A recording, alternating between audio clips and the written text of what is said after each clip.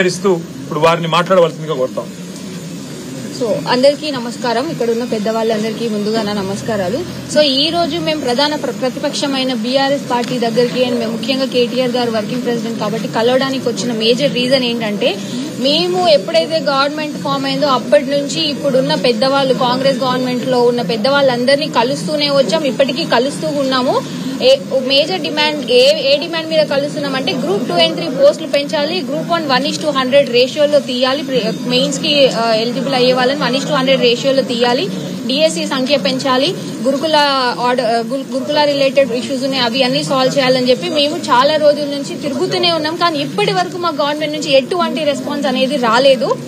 So మీరు ఎందుకు respond అవ్వట్లేదు ఏంటి? ఇప్పుడు మాట్లాడినప్పుడు మినిస్టర్స్ అంటారు మేము లీగల్ ఇష్యూస్ వస్తాయని అంటారు.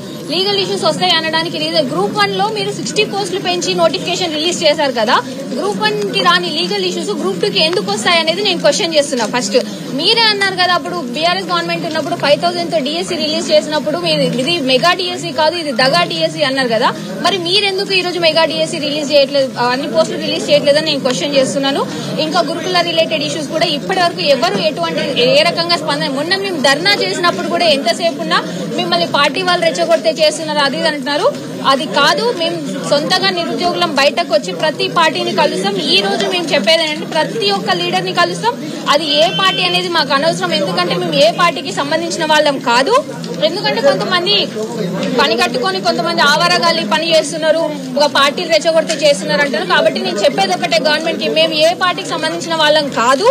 మేము ప్రతి పార్టీ మాకు కావాల్సిందే, ప్రతి పార్టీ మద్దతుని మేము కూడగడతాము. సో దానికి అన్ని పార్టీల సపోర్ట్ ఖచ్చితంగా తీసుకుంటాము. ఇప్పటి నుంచి మా కార్యాచరణ ముందు పెడతాం. ఇంకొకటి ఏంటంటే, గత 4-5 రోజుల నుంచి మా తోటి ఓయూ విద్యార్థి మోతీలాల్ నాయక్ అనే అతను నిరాహార దీక్ష చేస్తుంటే కనీసం ఏ ఒక్క గవర్నమెంట్ సైడ్ నుంచి ఒక రిప్రజెంటేటివ్ ఇప్పటి వరకు వచ్చి చూసింది లేదు, దాని మీద రెస్పాండ్ అయింది లేదు. అంటే మీరు ఎంత నిర్లక్ష్యం వహిస్తున్నారు స్టూడెంట్స్ పట్ల అనేది ఇప్పుడు చాలా క్లియర్ గా కనిపిస్తుంది.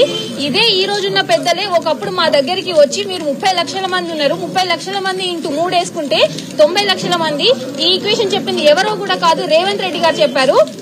నేను రేవంత్ రెడ్డి గారిని ఏమడుగుతున్నా అంటే, ఇదే 90 లక్షల ఈక్వేషన్ ఎలక్షన్స్ ముందు మీకు పనికొచ్చింది, అది ఇప్పుడు మొత్తం ఎలక్షన్స్ అయిపోయాక ఎందుకు పనికి రావట్లేదు? 90 లక్షల మందికి న్యాయం చేయాలని ఎందుకు అనిపించట్లేదు మీకు?